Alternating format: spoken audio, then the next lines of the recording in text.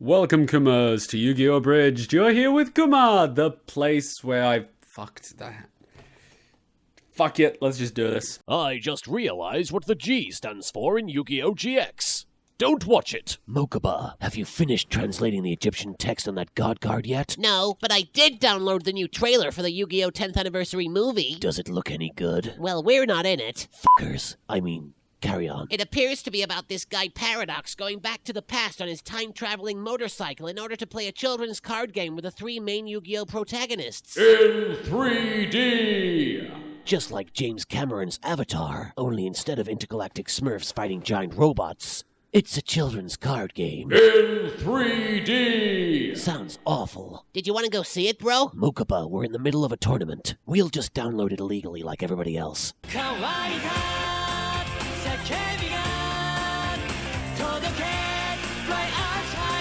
In 3D!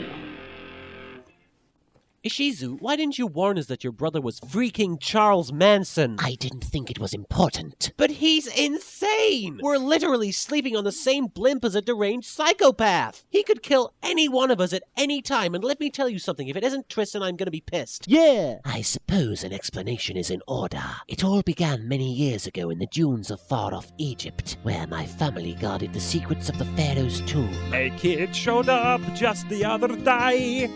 I don't know how, but it was kinda cool, and there was stuff to do, and so I got real busy. And then he grew up and he was all pissed off. He was bitter for some reason, and as he grew, he said, I don't want to be like your dad, and I sure don't want to live underground. Why don't they just And tattoo the you? cats in the cradle and the millennium rod. My favorite Superman quote is kneel before Zod. When you're coming home, son, I don't know when. You probably should have told me when you were coming home. I mean, it's not like I have my own wristwatch.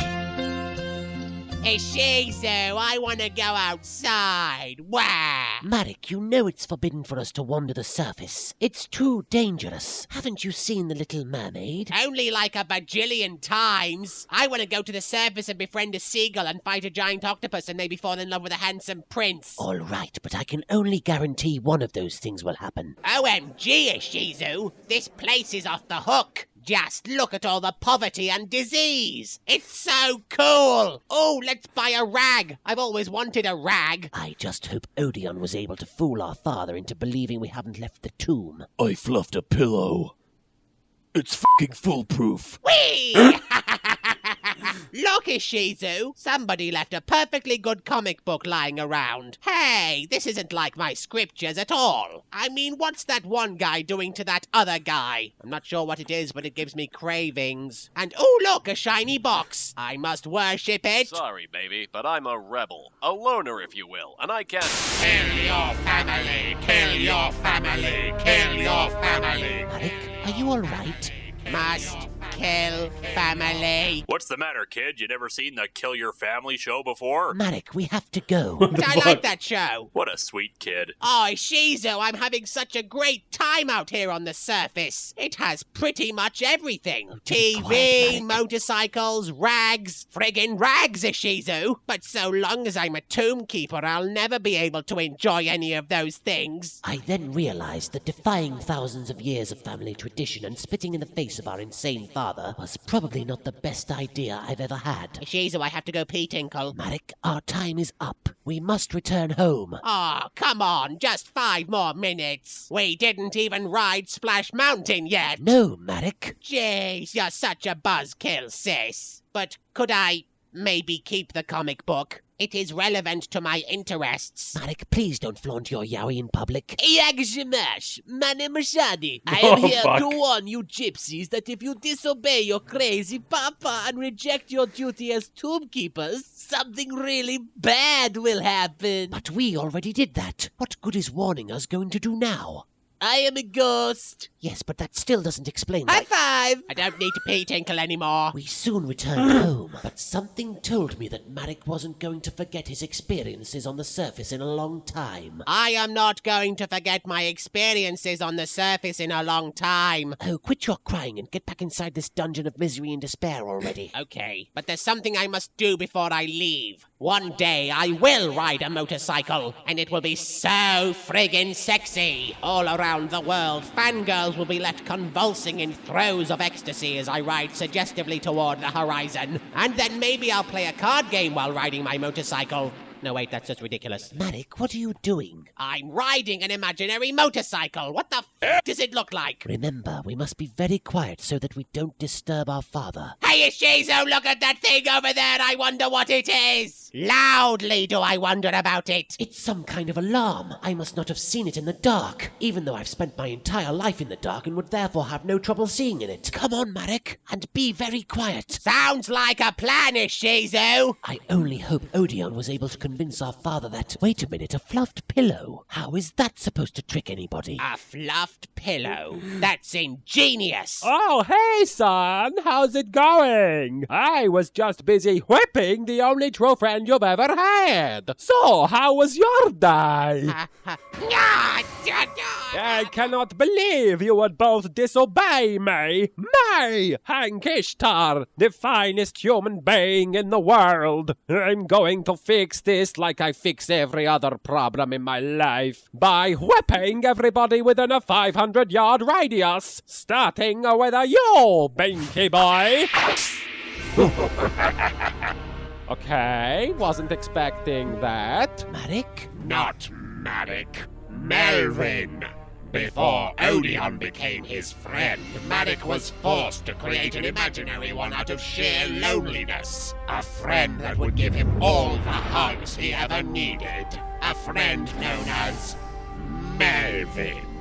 And now that Odeon is gone, I am free!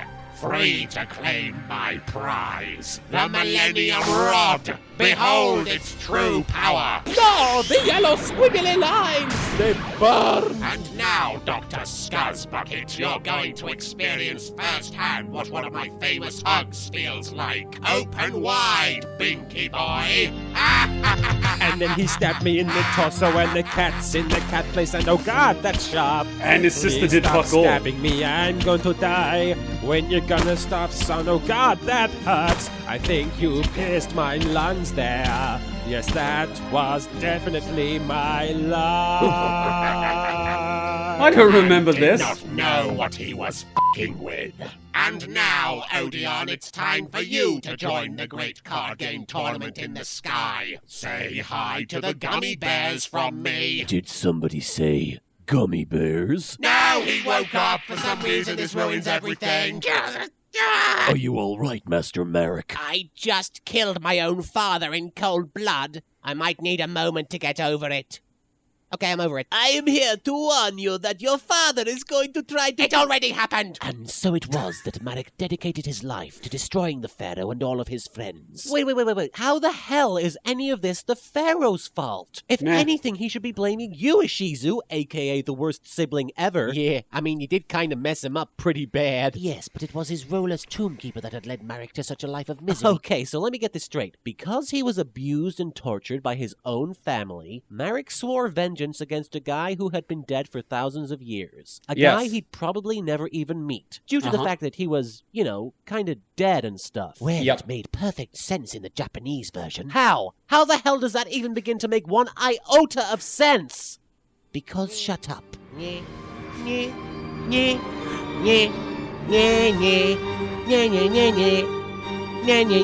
Now I get the title. Hey, Bakura! Guess who? Why are you doing that? Bugger. Why did you put that there? Christmas, Odeon, it's time to die. What? A fluffed pillow? Impossible! Who is responsible for this? That would be me. Why? Look what the cat dragged in and pissed all over. I thought they wrote you out of the show, Florence. You think you can just barge in here and defeat me all by yourself?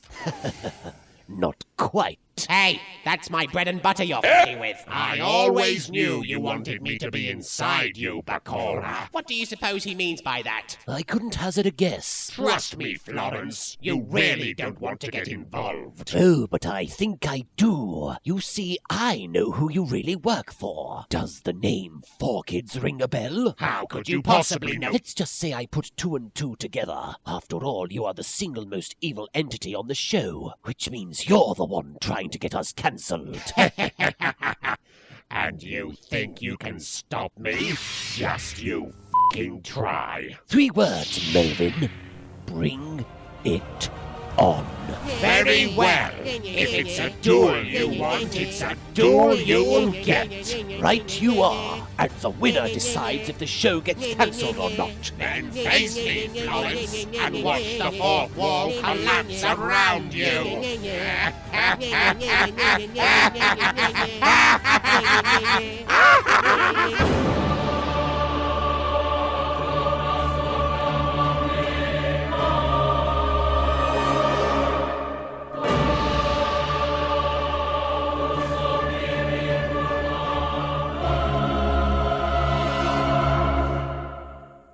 I'm in a glass case of emotion.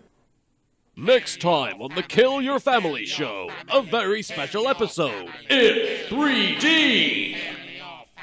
Okay, that whole kill your family thing reminds me of, there's like, in Hezbollah, there's like a TV station run by kids, and it's a bit like Cheese TV that we had here, and they have a Mickey Mouse ripoff that's like inherited the land of Jerusalem, and the Jews are trying to steal it from him, and there's like this bee that's telling kids to commit jihad, you know, in the name of God, and there's this like little girl that's literally running the show, you know, and they literally brainwash kids.